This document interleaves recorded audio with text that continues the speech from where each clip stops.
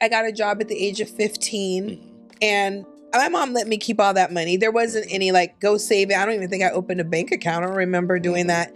As quickly as I got the check, it was spent, right back, having fun, doing whatever. And as soon as I was old enough, I got a credit card to, like the clothing store. I think it was like the Limited or I don't know, something that's not even around anymore. And a huge interest rate. But all I cared about was I got a credit card now. Right. And so no one was really teaching me about interest rates and what that meant and how you have to pay on time and how that ruins your credit. That was all like a lived experience, which I didn't have to go through. And then going to college, when I initially went to fashion school for a short period of time, my mom took out a loan and I took out a loan. And then when I dropped out of that, she still had to pay that loan. That was wasting money. And that was creating a financial issue for her. And then when I finally knew what I wanted to do, I just pulled out all this money that I didn't even need. I was living at home and my mom wasn't making me pay for anything, but I was used to like, I want to spend, I want to buy, bought a car with a crazy interest rate out of this world. Again, not knowing anything about that, having anyone to teach me about that. Thank goodness I got through all that. But hey, welcome to the 39th episode of Love, Growth, and Narratives. I'm Tiffany. And I'm Fredrick. And today we're going to be talking about financial literacy, at least in our lives, how it came to be from childhood up until where we are now, how our experiences in our families and our first experience as a person who's making purchases and having a job, how we handled our finances and how that impacts where we are today. But before we jump into that, Fredrick has a few things he'd like to talk about. Well, first off, I want to say again, thank you for those who have been engaging with our content. And we've gotten a lot of likes and a lot of comments that we've been able to we've been able to correspond with, and we really appreciate that. Thank you so much. We're learning more and more as we go through this journey. Episode 37. Where we were trying to speak broadly about some of the issues going on in the U.S.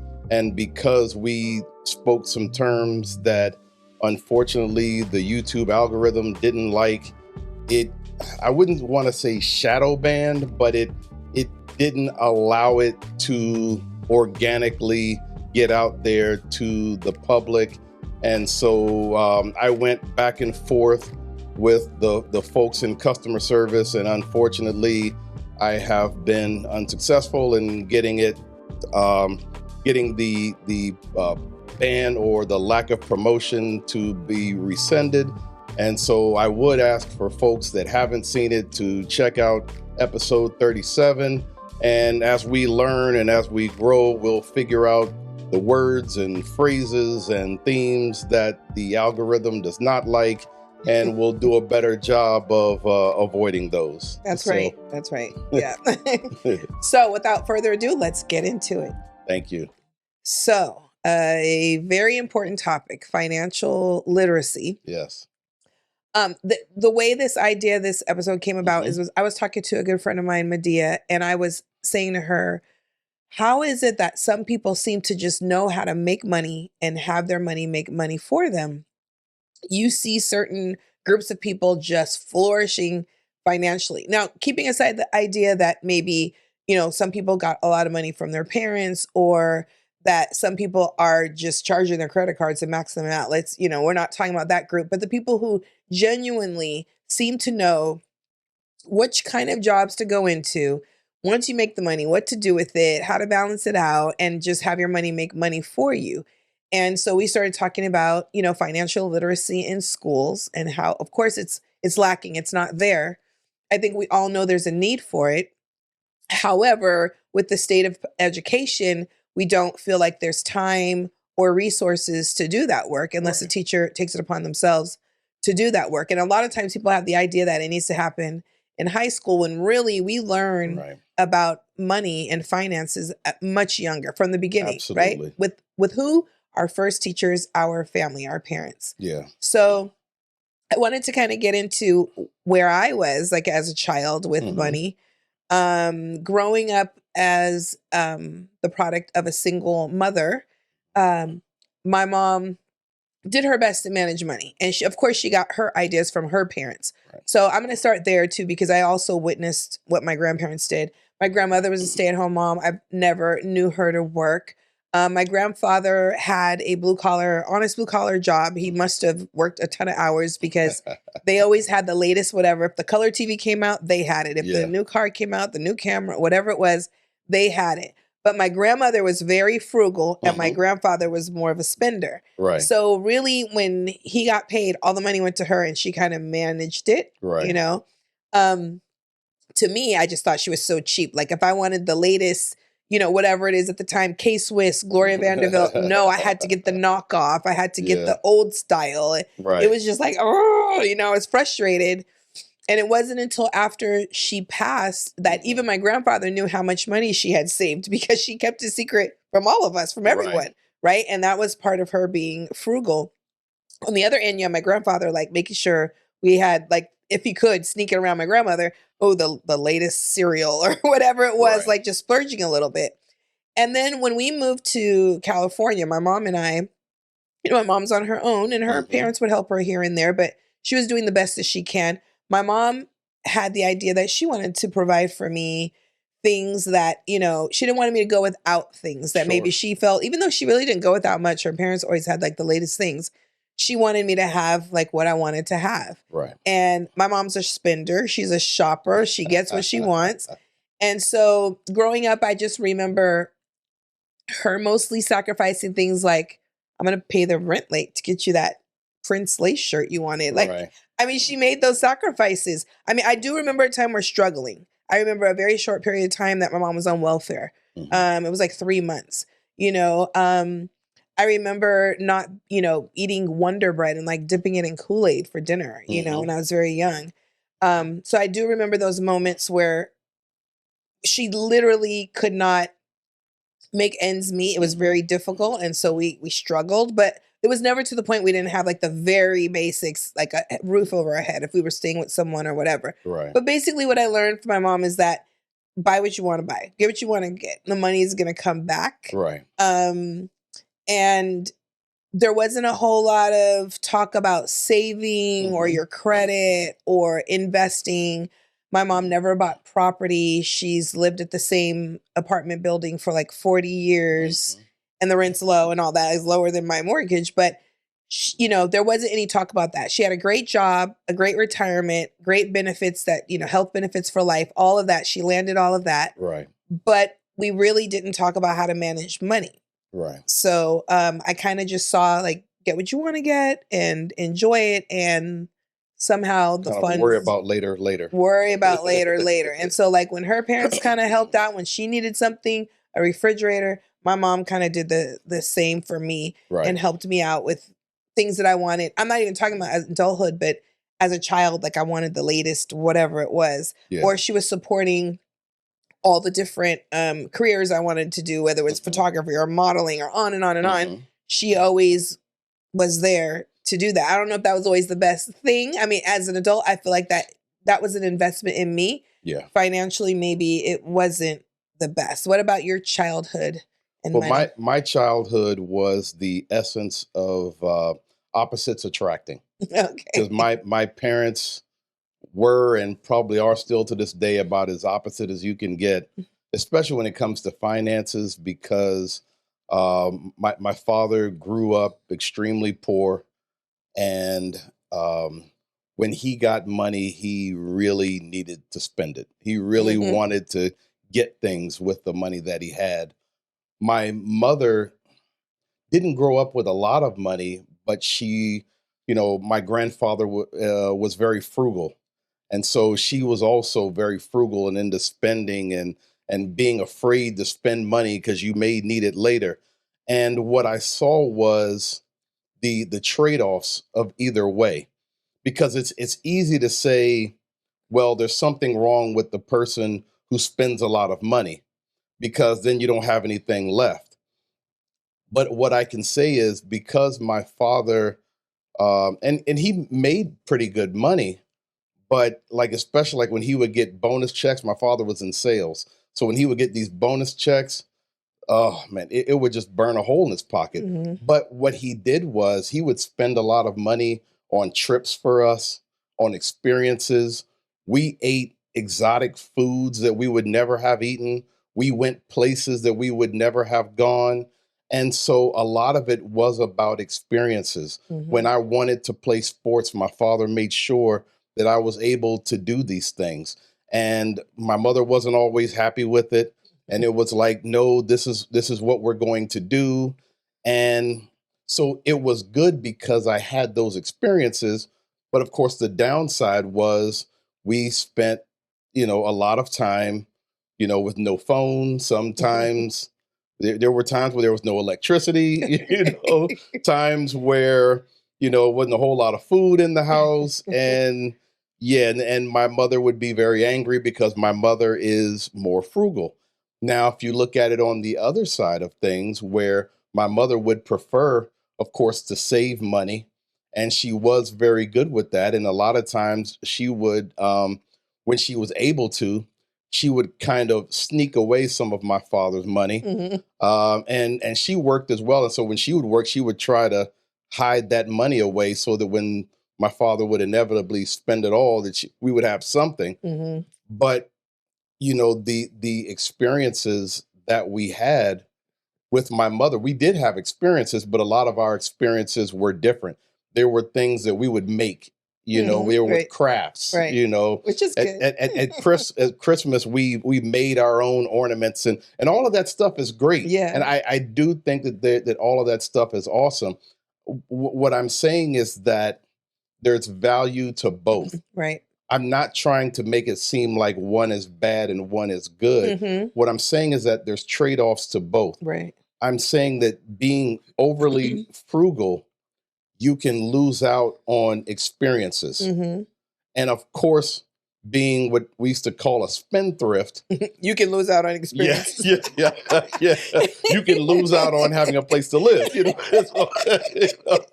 So yeah, so there's trade-offs either way. Hmm. And especially with myself and my older sister, because I mean I'm 12 years and my older sister's 14 years older than my Hmm. younger sister. Hmm. We grew up in that constant push and pull of someone who wanted to spend money on all these experiences, and someone who wanted to do a lot of the things that didn't cost money, Hmm. where we were making crafts and doing things that didn't take money.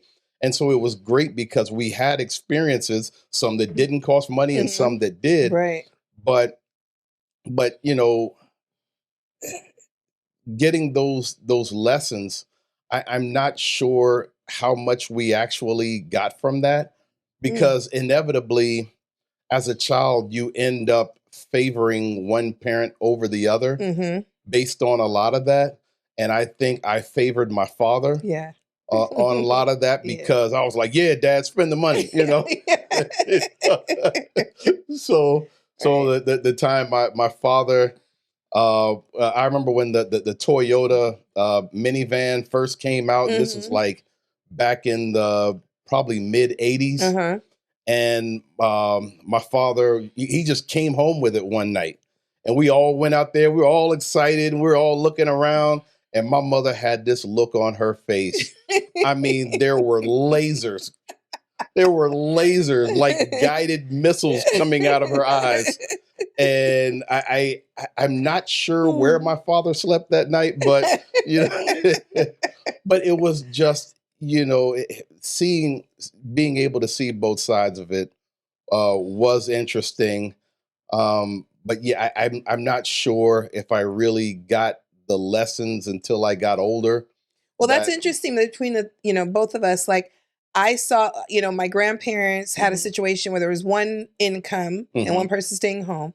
Then my mom, of course, being single, mhm, one income, right? And everything fell on her. Then you have both parents worked and mhm. two incomes. So we all of that contributed, I think, to where we are today, obviously. Yeah, You know? yeah. But Hmm. I don't think that there was.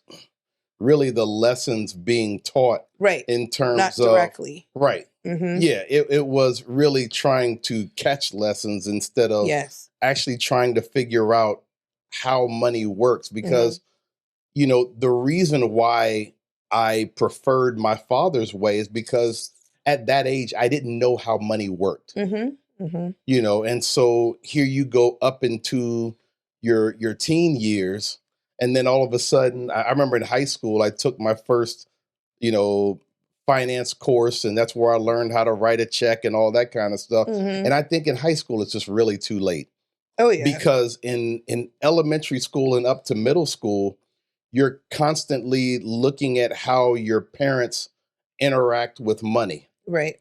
and you're always asking for things and wondering why you're not getting these things. Mm-hmm. And maybe if they had let you in on this a little bit earlier, maybe things would make a little bit more sense. Right. Or even the opposite of always. I mean, I got a lot of the experiences that, you would think my mom had more money. Yeah. But it wasn't like an abundance. Like I see people just buying their kids and experiences, like spending thousands and thousands, even if they may not have it, or even if they do, right? The lesson you're teaching them is that money is not, in my opinion, that money is, never ending, and we're going to just have everything. And if it's whatever day, it's donut day, we're going to have donut earrings. Like no matter what is going on, you're going to always have something. All the birthdays are over the top, and so I see that. Maybe I know my mom couldn't afford to have all those like over the top birthdays, but the birthdays we did have were very special because she made things, because she was creative. So that goes back to the craft. Like, so she made things that you wouldn't even been able to make in, going to purchase it, and to watch her doing these things for me. To me, it's different going to buy your kid this fancy cake versus you made the cake. Yes. For me. And I think that's because that's how I was raised. We did do a lot of crafty things for fun, not because, we couldn't afford it, but my mom was artsy. So we did lots of things, and record albums were a big part of, my life, and dancing and singing and yoga and all these things that my mom did purchase or have experiences with. We did do a lot of that stuff, but there is a huge difference there between having your mother make you a birthday cake than having your mother make you a sweater you got to wear to school. Yes. So that's a little bit different. I agree. If she could sew, though, she probably would have. Because one of the things, my parents, and I don't know if it was more my father or my mother, I never had the conversation with them about this. My parents placed a premium on the neighborhoods that we lived in. And so my parents would have us in the most expensive neighborhood that they could afford for us to be in. And most of the time they couldn't afford for us to live there. And so we would live in a nice neighborhood, but we couldn't afford to live there. And so we would live in this middle class neighborhood, but I could never do the things that the other kids were doing. So when the other kids were going out to do things, we couldn't afford that. Right. Because we really couldn't even afford to live in that neighborhood. And so when the other kids were like, hey, we're going to go out skating, or we're going to go out doing whatever, I was just like, yeah, we can't do that. And that was really tough on us.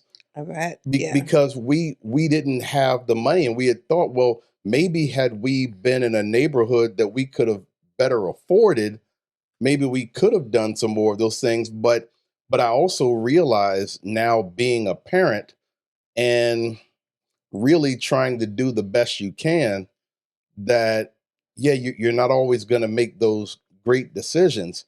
But it also brings back to where I see where people are frugal and people who like to spend money. It's also relative to what the thing is. Because I've seen people who call themselves frugal, but there are things that they will spend money on. Right. Absolutely. Yeah. And I've seen people who think that they spend a lot of money, but there are things that they won't. And so it really is relative to what exactly you're talking about. Right. And I think all of that is part of the financial lesson, the one that was caught and not taught. You know, for me, I like the idea of living in what I consider, you know, you talked about a middle class neighborhood, a better neighborhood, a safer. I like to think of it as being a safer neighborhood. Right. And going to what probably is a better school, right, and maybe having less money for things, like that's a sacrifice I would totally Yes. make. And I feel And like that was a lot of their thought process, yeah, honestly. right. Yeah. And I think my mom made that same choice because we always lived in a neighborhood that was, you know, considered, I don't know, I guess middle class. Right. You know, always on the north side of Wilshire, you know, wherever we were, you know, and my grandparents too, even though they have a lot of money, they still manage the money well enough to live in a decent neighborhood and have all the decent things. So I think that's important. And I think that's something that's caught too, right? When I think about, you know, Joseph going to a very wealthy middle school, right? Hanging out with wealthy people. Oh, yeah. You know, like kids whose dads are renting out entire, you know, clubs in West Hollywood and paying for famous rappers to come and sing for like their 15th birthday. Right. And obviously Joseph he's going to school with people like that. And you know, we weren't like that. I wouldn't even do that if we could. But you know, he's getting, that's what he's getting. He's like, why can't we, you know, live here? And why can't we do this? And why can't we do that? Right. And I saw something on, I don't know, social media that talked about, be careful of what you're saying in front of your kid. Like, stop saying we can't afford that. That's too much. And what do you think I am, made of money? All those negative things around money, instead of saying that's not a priority right now. Let's save up for that. You know, teaching them in other ways we're not buying that right now, as opposed to don't touch that. Don't ask for nothing. Don't whatever. You know what I mean? I think that's really, really important. And sharing with kids, not necessarily telling them all your woes, your financial woes, right? Because kids don't need to carry all that, but it's okay to say, hey, we don't have the money to do some things. It's all how you say it. This idea that, I'm always like going to the teacher mode, sorry, but this idea that you can't say to things to young people, they're too young. No, they're catching it anyway. They're experiencing it anyway. You just have to do it at their age level, what's age appropriate, but still have those conversations around money. So I'm going to skip to like our teenage years when it's time to start moving on to our own. I think I got a job at the age of 15 and my mom let me keep all that money. There wasn't any like, go save it. I don't even think I opened a bank account. I don't remember doing that. As quickly as I got the check, it was spent, you know, right back, having fun, doing whatever. And as soon as I was old enough, I got a credit card to, you know, like the clothing store. I think it was like the Limited, or I don't know, something that's not even around anymore. And a huge interest rate, but all I cared about was I got a credit card now, right? And so no one was really teaching me about interest rates and what that meant and how you have to pay on time and how that ruins your credit. That was all like a lived experience, which I didn't have to go through. And then going to college, when I initially went to fashion school for a short period of time, my mom took out a loan and I took out a loan. And then when I dropped out of that, she still had to pay that loan. That was wasting money. And that was creating a financial issue for her. And then when I finally knew what I wanted to do, I just pulled out all this money that I didn't even need. I was living at home and my mom wasn't making me pay for anything. But I was used to like, I want to spend, I want to buy, you know, bought a car with a crazy interest rate out of this world. Again, not knowing anything about that, having anyone to teach me about that. Thank goodness I got through all that.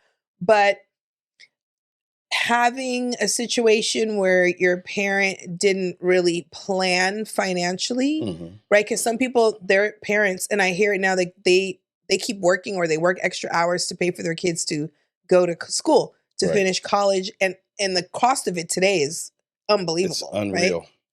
And then also some of them are paying for their master's degree. Like these people are paying $100,000 and more for their kids to go to school so that their kids won't have debt. Right. And here I am, my fault at this point, at this age, still having student loan debt. But when you go off into light with student loan debt, like it makes it hard. Right. And again, you don't know the financial in and outs. No one's talking to you about, you know, consolidating, what that means, what interest rate. Like you're just looking for ways to make that payment cheaper or stretch it out, not knowing what that means in the end. You think it's great that, oh, I'm only paying $100 a month for 40 years. Yeah, but by the end, you've paid 3 times as much as you borrowed. You know, what with your sisters, did they have to pay for school themselves or did your parents do that for them? Well, it was a little of both, Mm-hmm. and luckily, I know with my sisters, they had great grades, and I think my older sister, if I remember correctly, she had some scholarships and fellowships. Mm-hmm. I don't remember how my younger sister. I think that she had some scholarship, but I don't remember exactly how Mm-hmm. that was done.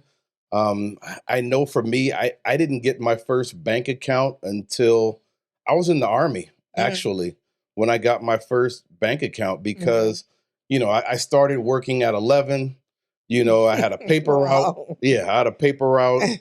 Then at 12, I worked at a tennis club, and the tennis club, because I was only 12, they couldn't pay me in money. So what they did was they paid me in credits that I would, they had a pro shop.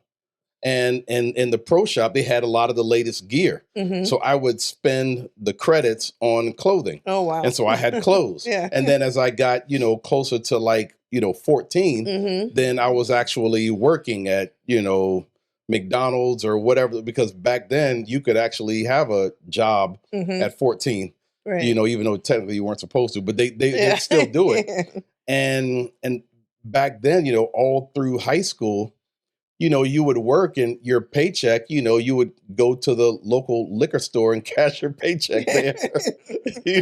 And I don't remember, it was like a percentage they would take out of your check. Nick's check cashing. Yeah, Remember yeah. that one? I don't remember us having check cashing places. Wow, okay. The check cashing place Yeah. was the liquor store. Mm-hmm.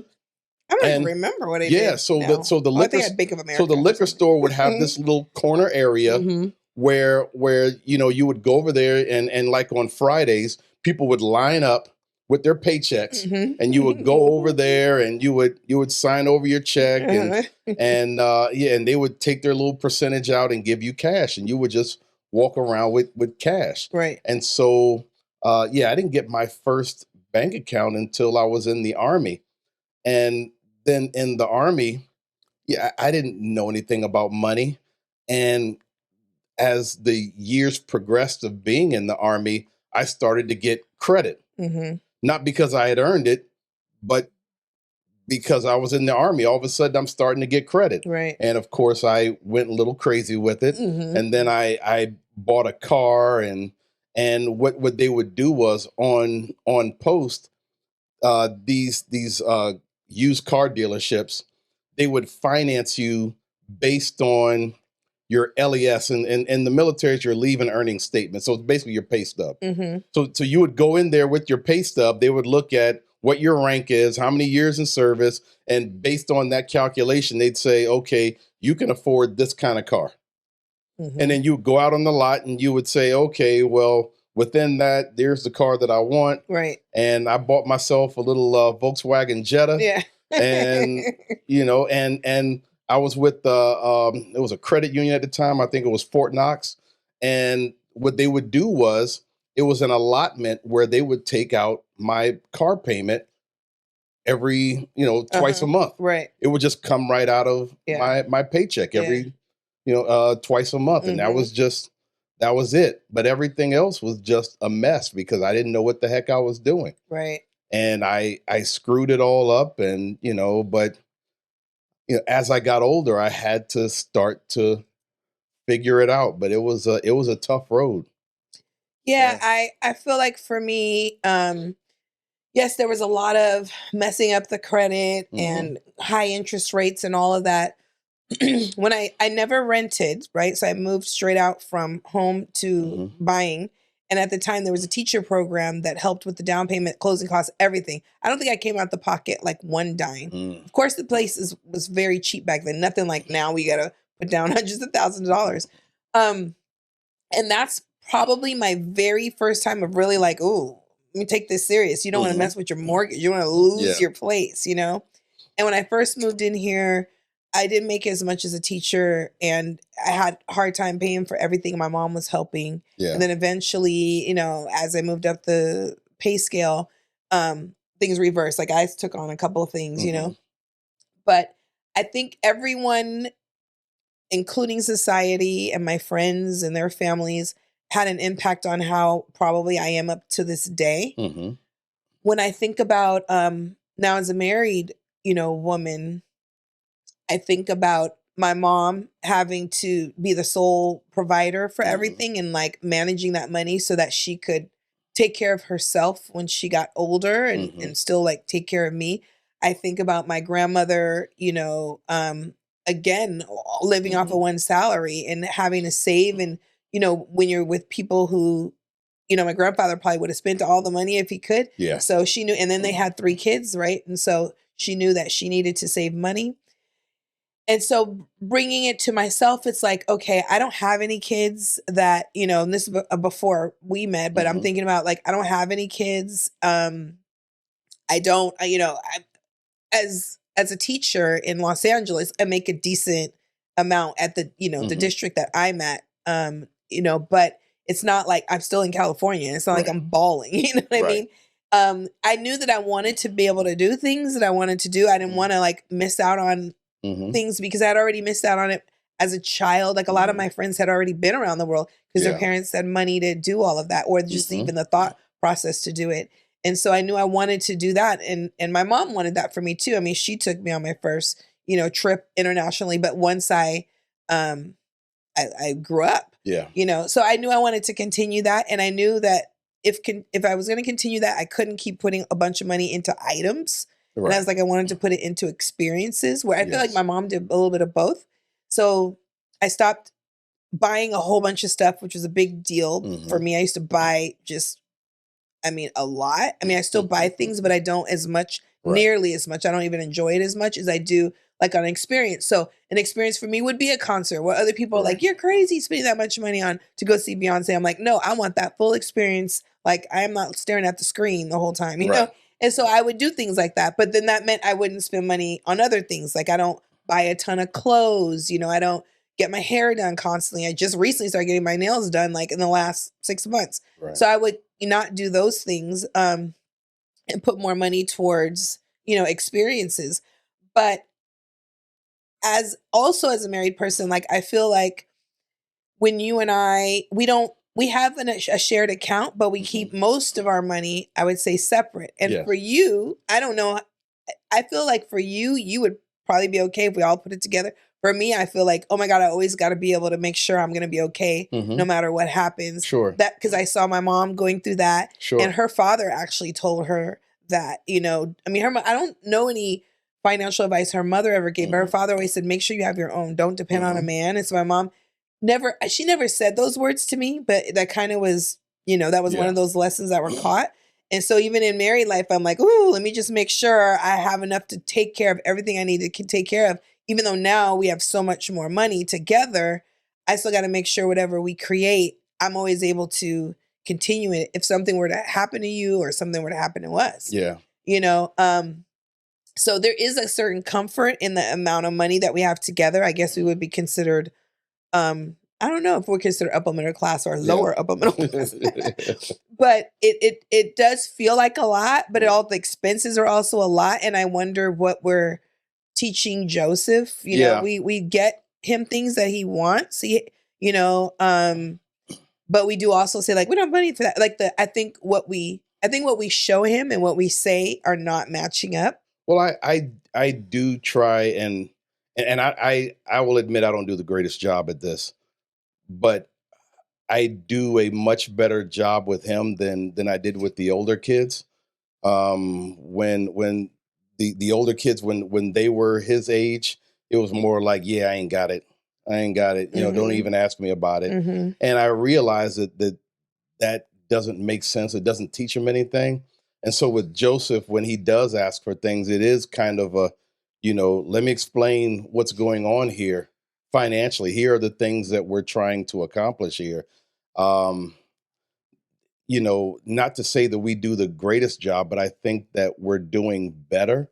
I think he has a greater understanding of where our finances are and what we actually spend money on. And he asked me a lot of this stuff, when we're in the car on the way to school, he will ask me, so how much is the mortgage? And so how much is your insurance? And how much is your car payment? Right. And I'll break it all down to him. And hey, here's what's going on here, and here, and get and help him to understand these things. And I do think that it's helpful, and I do think that we could do more. Yeah. But I do think that it is helpful to kind of open up that dialogue instead Absolutely. of the, hey, don't even ask. I don't want Right. to hear about it. Don't even ask, Right. And he did ask the other night about, how do you buy a house? And we talked a little bit about that. But I feel like the savings, like actually having him use his money in those ways, like when we had that one app, I can't remember the name of it. Till? Yeah, I know you didn't like it, but what I liked about it was I said he needs to save 10% of whatever he gets. Well, Chase does that too. We just haven't set it up. Okay, so but my point is, like, he did it when we could see it, but then I'm sure he's not doing it now. Not even doing it, he would have saved some money. You know, to me that should be not just something I'm asking you to do or I'm offering to you to do. To me, it should be you're gonna do it. You're going to do it. And some things, I think it's best to let's say he wants braces, right?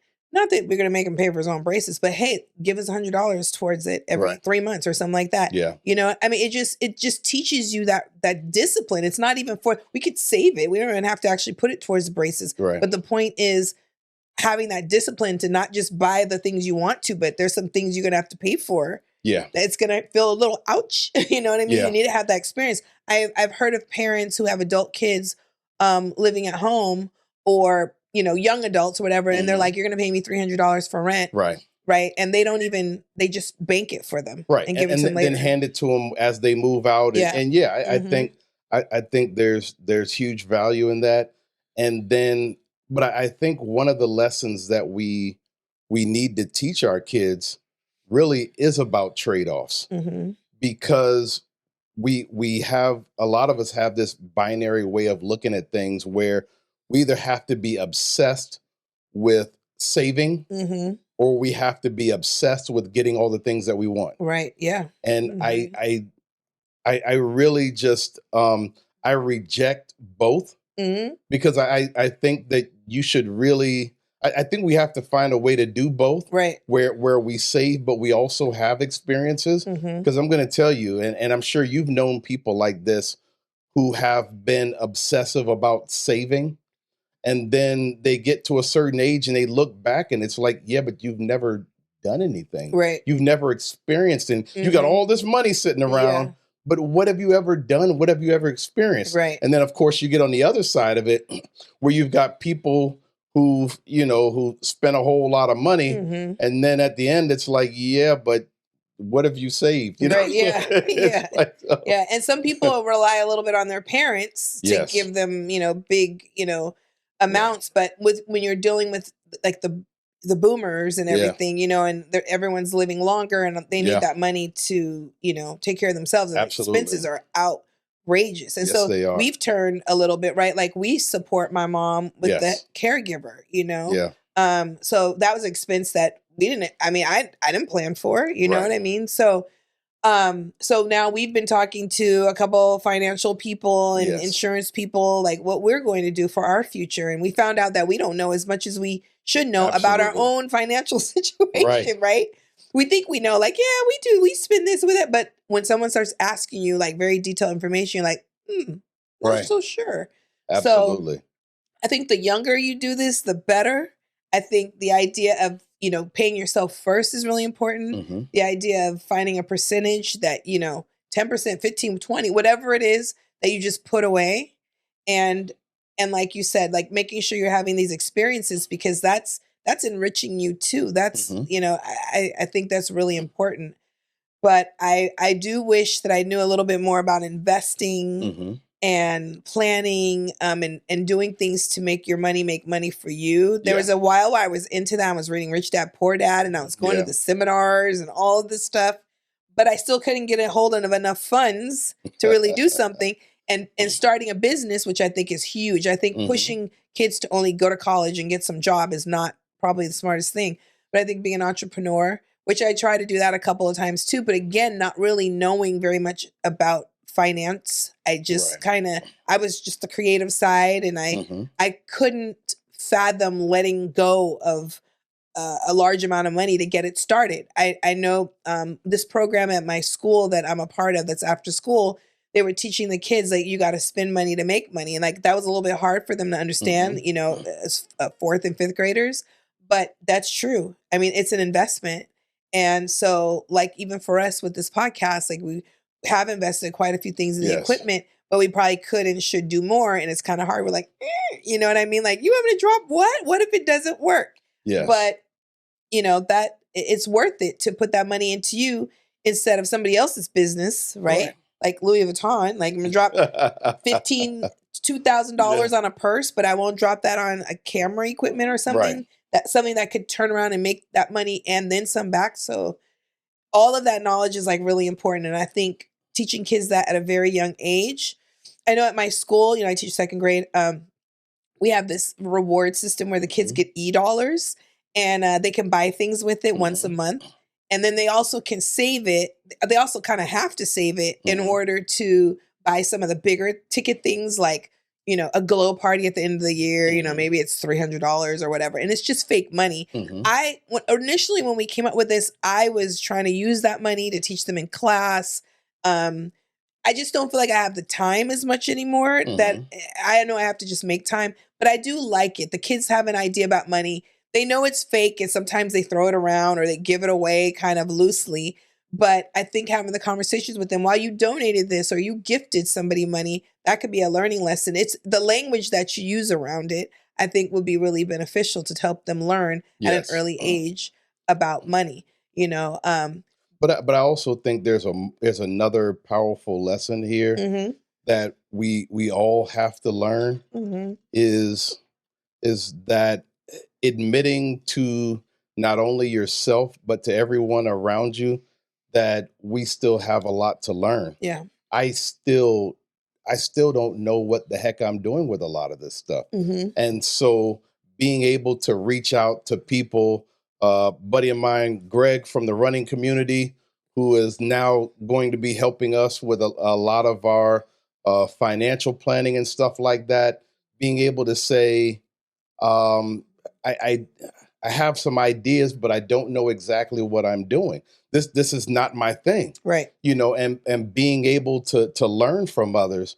I think sometimes we get in our own way because we're afraid to tell people we don't know something. And I think that is also a great lesson for the kids, for kids to see where their parents are reaching out to others and saying, yeah, I'm not smart on this.